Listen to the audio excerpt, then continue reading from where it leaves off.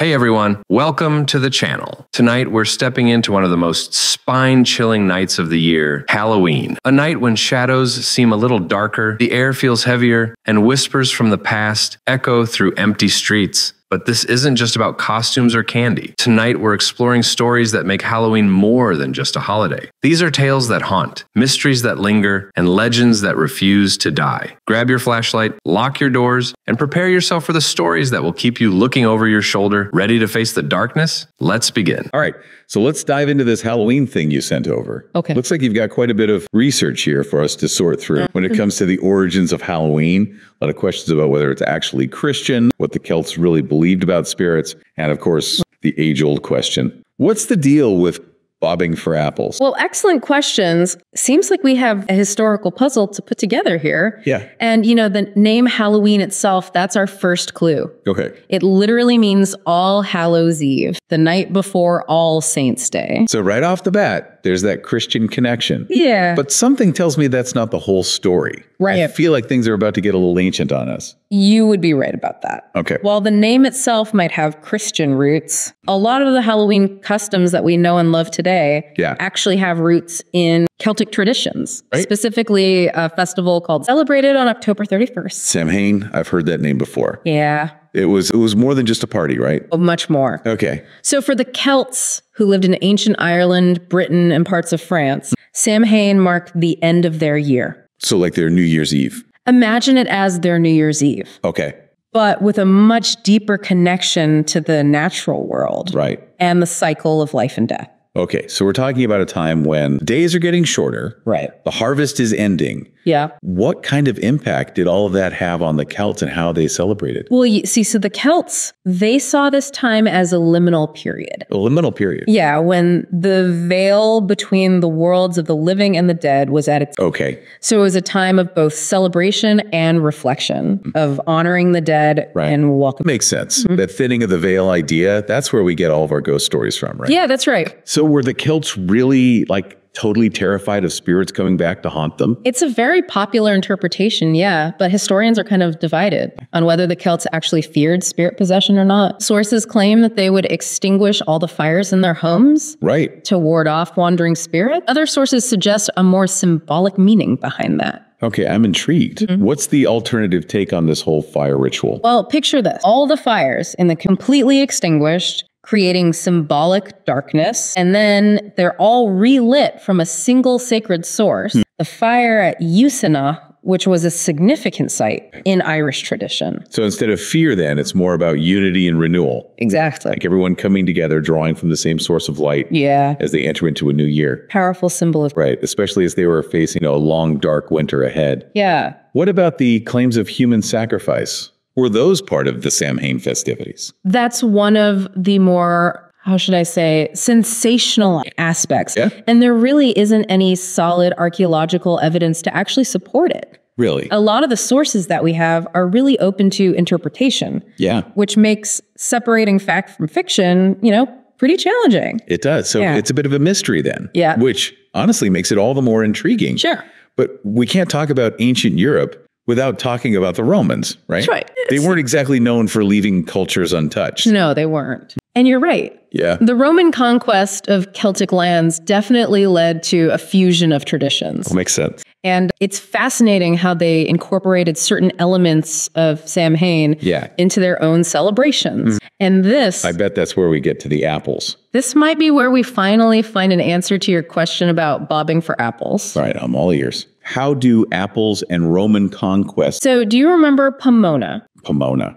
The Roman goddess of fruit trees. Okay. Particularly apples. Right. Her presence in Roman culture, it really aligns perfectly with those harvest themes that were already so central to Samhain. Right.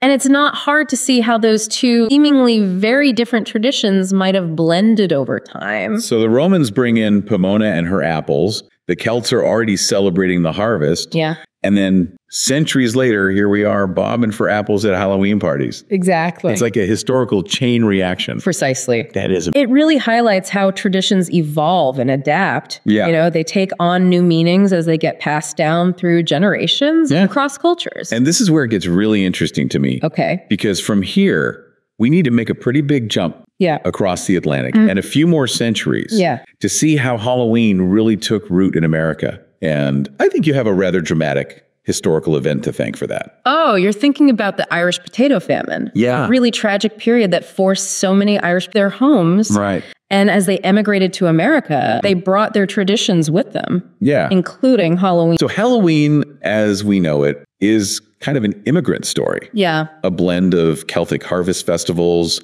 Roman goddesses, a transatlantic journey. That's right. What about the Halloween we know today? You know, the trick-or-treating, the costumes, the decorations. How did all that come to be? Well, that's where the story gets even more complex, you see. Yeah. It's a testament to how traditions can evolve, take on new forms and new meanings as they're woven into different cultural landscapes. That makes sense. Yeah. Yeah, so let's start with those seemingly superficial aspects. Okay. The costumes and the candy. I mean, those are the first things I think of when I think of Halloween. Candy and costumes. Yeah. Not exactly deep historical reflection. But even those elements have roots in the past. Okay. So think about dressing up in costumes. Yeah. That's a playful nod. Okay. To those ancient beliefs about the veil between the worlds thinning. Right. A way to sort of step outside of ourselves and embrace the fantastical. So instead of being terrified of spirits crossing over, we're playfully embodying them. Exactly. I like that shift. Yeah. And what about the, that seems like a purely modern invention. Well, yeah, the mass-produced candy that we see today, that's definitely a modern addition. Yeah.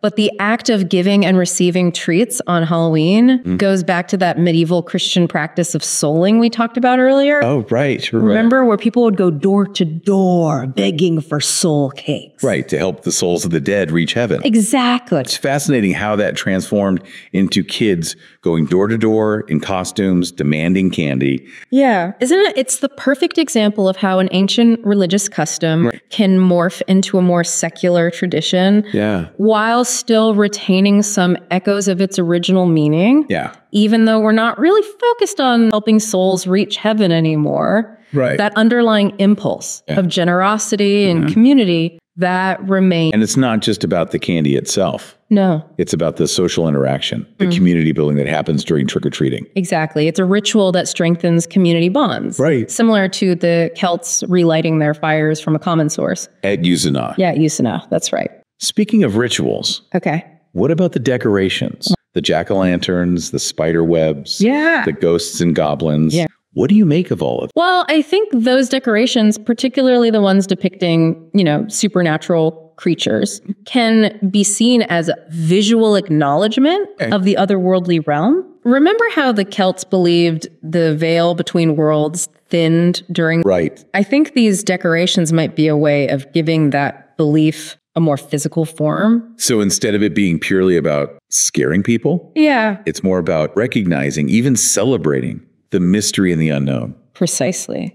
And of course, there's always that element of fun and playfulness involved too. Right. Who doesn't enjoy a good jump scare or a creepy cobweb every now and then? You're right. There's definitely a sense of playfulness to it. Yeah. But you've raised an important point. If Halloween is this blend of ancient traditions and modern interpretations, does that mean it's constantly evolving? Absolutely. And that's what makes it so fascinating. You know, as our culture changes, so too will our... Makes sense. And we see this with the growing popularity of Dia de los Muertos. Dia de los Muertos, yeah. The Mexican Day of the Dead, which shares some thematic similarities with Halloween, particularly the honoring level. I've definitely noticed more people incorporating elements of Dia de los Muertos into their Halloween celebrations. Yeah. Like sugar skulls and marigolds are becoming much more common decorations. Exactly. It's a beautiful example of how traditions can blend in other. And it really underscores that Halloween living tradition, constantly being shaped and reshaped by the people who celebrate it. So if Halloween is constantly changing,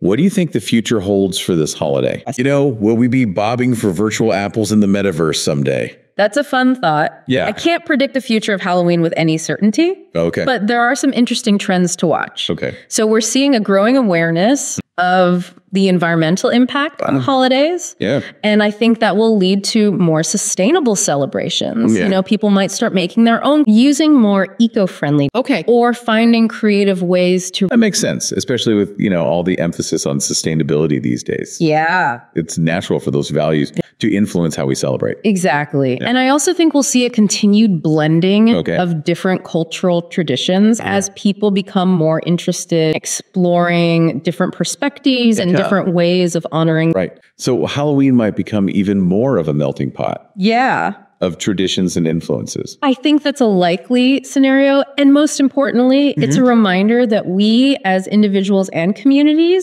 have the power to shape the meaning of Halloween. Yeah. It's not about blindly following tradition. Right. It's about asking ourselves what this holiday means to us, what values we want to celebrate, Right. and how we can make it our own. That's a powerful point. Yeah. It's about making conscious choices about how we celebrate and what we pass on to future generations. Exactly. But with all this talk about shaping the future, I think it's time to bring things back to the present. Okay. And to do that, turn the tables here and ask you a question. You've guided us through centuries of history. I've tried. Yeah. But what about your own personal connection to Halloween? What does this holiday mean? Wow, that's a great question. Yeah. And it's one I think about a lot, especially when we're, talking about all this history. Right. For me, I think Halloween is really a celebration of imagination. Okay. It's a time when we can kind of embrace the fantastical step outside of our everyday selves and connect with that childlike wonder that we often lose